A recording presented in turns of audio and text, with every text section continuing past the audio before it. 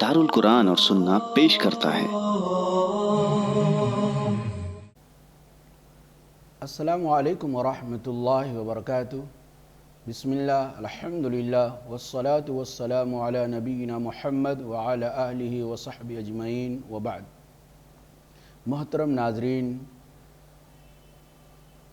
इस वक्त जिस उन्वान के तहत मैं आपसे कुछ बातें अर्ज़ करना चाहता हूँ वो अय्याम अशर दिलहिज्जा के इब्तदाई 10 दिन कैसे गुजारे, इंशाअल्लाह इस ताल्लुक़ से कुछ आमाल और कुछ बातें मैं आपके सामने पेश करने की कोशिश कर रहा हूँ। अबू दाऊद के अंदर सही रिवायत है और इस माने की सही बुखारी के अंदर भी रिवायत है। जो अल्फाज मेरे सामने हैं वो अबू दाऊद के हैं।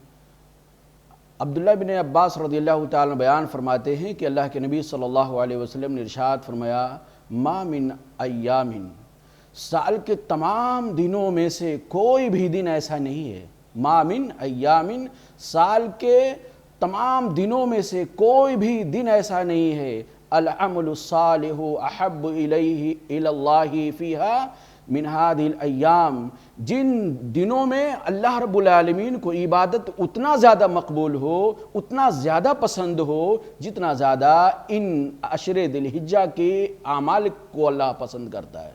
यानी पूरे साल में किसी भी दिन हम इबादत करें, उन इबादतों को जो अल्लाह पसंद करता है इन अय्याम में किए हुए, बाकी तमाम दिनों में किए हुए आमाल को अल्लाह उतना पसंद नहीं करता है। यानी अशरे जिलहिज्जा की 1 तारीख से लेके 10 तारीख तक इन दिनों में आमाल करना साल के तमाम दिनों में आमाल करने के बनिस्बत ज़्यादा फजीलत का हामिल है, अल्लाह को ज़्यादा महबूब है।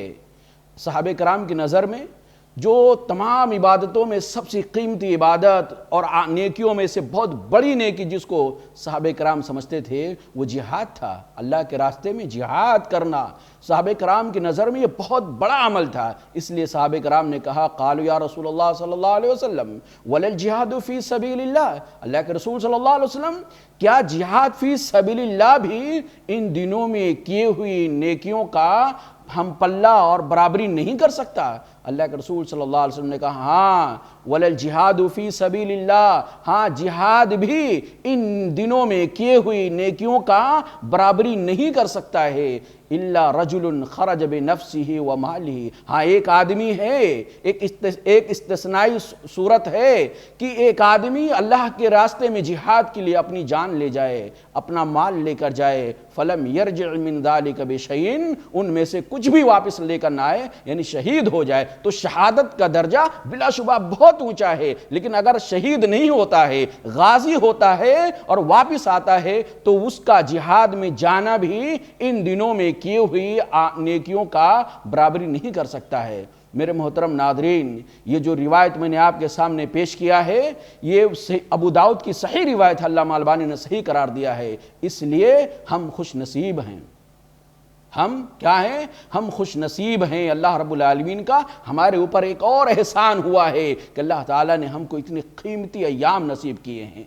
कितने ऐसे लोग थे जो दिलों में तमन्ना रखते थे इन अशरे दिलहिज्जा को पाने का, इबादत का शौक़ रखते थे, प्लानिंगें करते थे, नेक लोग थे, लेकिन ये अशरा आने से पहले, जिलहिज्जा का चाँद निकलने से पहले वो अल्लाह के प्यारे हो गए हैं। कितने ऐसे लोग थे जो ख्वाहिश करते थे कि ये 10 दिन हमको मिलेंगे ना तो भरपूर अल्लाह रब्बुल आलमीन को खुश करेंगे, अपनी ताकत लगा देंगे, अनथक कोशिश करेंगे अल्लाह की इबादत में। लेकिन आज अगर वो बहयात हैं, वो जिंदा हैं, लेकिन बिस्तर मर्ग पे पड़े हुए हैं, बीमारी ने उनकी कमर तोड़ दिया है, नहीं इबादतें कर सकते।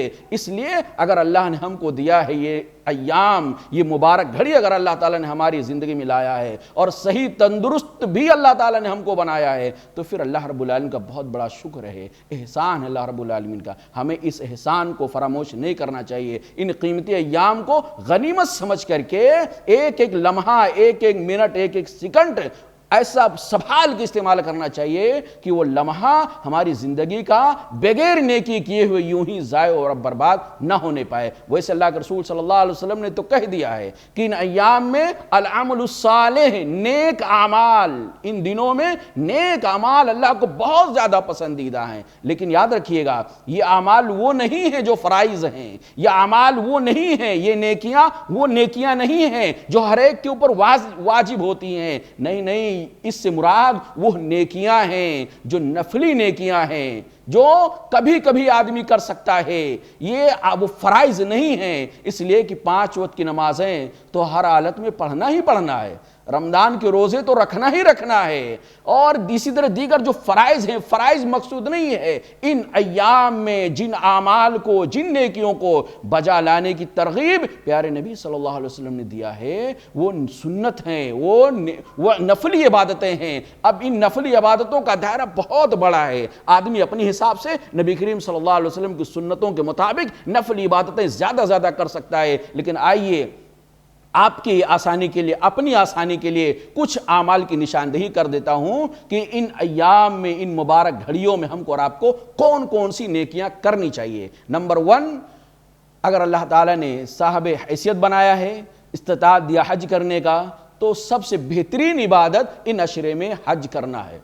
لیکن بد نصیبی یہ ہے، حرمان نصیبی یہ ہے کہ اس وقت پوری دنیا کے اندر بہت سارے ایسے لوگ ہیں جو حج کی استطاعت رکھتے تھے، طاقت رکھتے تھے، فارم بھی بھرا تھا، لیکن کچھ اللہ رب العالمین ہمارے اعمال سے، ہمارے سیاہ کارناموں سے ناراض ہو گیا ہے۔ اس لیے چاہتے ہوئے بھی اس وقت کوئی بھی آدمی بیرون ملک سے حج کرنے کی استطاعت میں نہیں ہے۔ اس لیے اس پر ہمیں اللہ تعالیٰ سے توبہ کرنا چاہیے اور اللہ کی نافرمانی سے بعد آنا چاہیے، اور اس لیے کہ اللہ کے رسول صلی اللہ علیہ وسلم بیان فرمایا کہ حج مبرور کا بدلہ جنت ہی ہے، اور ایک عمرہ اپنے بعد والے عمرے تک بیچ کے جو صغائر گناہ ہوتے ہیں وہ معاف کرا دیتا ہے، کفارے کا سبب بنتا ہے۔ تو یہ حج کرنا، عمرہ کرنا ان ایام میں، اور دوسری چیز یہ روزے رکھنا، 1 تاریخ سے لے کے 9 تاریخ تک کا، عشرہ ہوتا ہے 10 کا، لیکن چونکہ 10ویں تاریخ کا چونکہ عید الاضحیٰ ہے، اس لیے عید کے دن روزہ رکھنا اسلام کے اندر حرام ہے، نہیں روزہ رکھا جا سکتا ہے، یہ کھانے پینے کا دن ہے۔ لہذا 1 تاریخ سے لے کے ذی الحجہ کی 1 تاریخ سے لے کے 9 تاریخ تک مسلسل روزے میں گزارنا چاہیے۔ یہ بھی عبادت ہے، نفلی عبادتیں ہیں، سنت، ہم اس پر پابندی کر سکتے ہیں، اور اللہ کے رسول صلی اللہ علیہ وسلم کا معمول بھی یہی رہتا تھا۔ آپ صلی اللہ علیہ وسلم 1 تاریخ سے لے کے 9 تاریخ تک مسلسل روزہ رکھتے تھے، اور اگر 9 دن روزہ نہ رکھ سکیں تو کم سے کم اس مہینے کی 9ویں تاریخ، جس کو یوم عرفہ کہا جاتا ہے، اس دن کا روزہ تو چھوڑنا نہیں چاہیے، چاہے جیسے وہ روزہ رکھنا ہی رکھنا چاہیے۔ اس لیے 1 دن کا روزہ، کتنا؟ 1 دن کا روزہ، 9 تاریخ کا روزہ، 9 ذی الحجہ کا روزہ 2 سال کے گناہوں کا کفارہ بن جاتا ہے۔ یکفر السنۃ الماضیہ والباقیہ، 1 سال گزشتہ کے اور 1 سال آئندہ کے گناہوں کا یہ 1 روزہ کفارہ بن جاتا ہے۔ اسی طرح نمازوں کی پابندی جو ہم سے بھول ہو رہی تھی، ان نمازوں کی پابندی تو کرنی ہے۔ آج اس وقت بھی آپ دیکھیں سنتوں کے ساتھ کیسا کھلواڑ کیا جاتا ہے۔ فرض نمازوں سے پہلے، فرض نمازوں کے بعد جو سنن رواتب ہیں، جو سنت مؤکدہ ہیں، جو اللہ کے رسول صلی اللہ علیہ وسلم پڑھا کرتے تھے، اس کا اہتمام نہیں ہو رہا ہے۔ چاشت کی نماز کا اہتمام نہیں ہو رہا ہے، تحیۃ المسجد کا اہتمام نہیں ہو رہا ہے۔ تو یہ جو نفلی نمازیں ہیں، ان میں ہمیں خاص طور سے اپنا وقت زیادہ لگانا چاہیے۔ اذان ہونے سے پہلے مسجد میں آ کر کے جو نماز، فرض نماز سے پہلے سنتیں ہیں، فرض نماز کے بعد جو سنتیں ہیں، ان کو ان عشرے میں خاص طور سے اہتمام کرنا چاہیے۔ چاشت کی نماز پڑھنی چاہیے۔ اس طرح ان عشرے میں جو کرنے کی عبادت ہے وہ یہ کہ زیادہ اللہ رب العالمین کی تسبیح، تحلیل، تکبیر اور تحمید کیا جائے، اللہ رب العالمین کی تعریف کی جائے، اس کی بڑائی بیان کیا جائے، اس کی تسبیح بیان کیا جائے۔ اللہ اکبر، اللہ اکبر، لا الہ الا اللہ، واللہ اکبر وللہ الحمد۔ جب سے چاند کے نکلنے کا علم ہو جائے تب سے لے کر یہ عشر ذی الحجہ پورا کا پورا اور پھر ایام تشریق تک اس کا برابر اہتمام کرنا چاہیے۔ حضرت عبداللہ ابن عمر رضی اللہ تعالیٰ عنہ، حضرت ابو ہریرہ رضی اللہ تعالیٰ عنہ، یہ دو جلیل القدر صحابی ایسے ہیں جو اتباع سنت میں بہت اونچا مقام رکھتے ہیں۔ یہ لوگ باقاعدہ بازاروں میں نکل جایا کرتے تھے اور بازار میں راستہ چلتے چلتے گلیاں چلتے چلتے تکبیرات کے کلمات اپنی زبان سے بلند آواز کیا کرتے تھے، اور وہ بازار میں خرید و فروخت کرنے والے ان کی آواز کو سن کر کے تکبیرات بلند کیا کرتے تھے۔ لہذا یہ کچھ اعمال تھے۔ اخیر میں آپ سے گزارش کروں گا، اپنے آپ کو بھی نصیحت کروں گا، آپ کو بھی نصیحت کروں گا محترم ناظرین، کہ یہ قیمتی ایام زندگی میں ہر بار نہیں ملتا ہے، ہر ایک کو اپنی چاہت سے نہیں ملتا ہے۔ چاہنے والے بہت سارے رہے ہوں گے لیکن ان کی قسمت میں نہیں تھا۔ اگر اللہ نے ہم کو اور آپ کو دیا ہے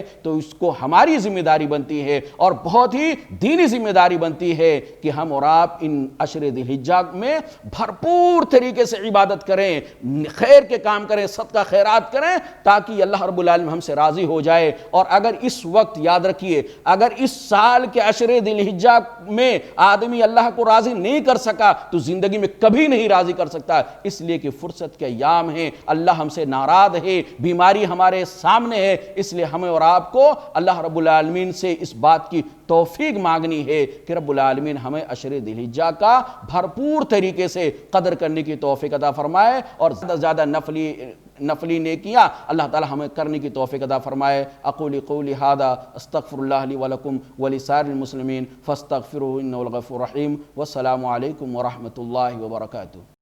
یوٹیوب چینل کو سبسکرائب کیجئے، لائک کیجئے، فارورڈ کیجئے اور بیل آئیکن ضرور دبائیں تاکہ آپ کو ہمارے اسلامک ویڈیو کی نوٹیفیکیشن ملتے رہیں۔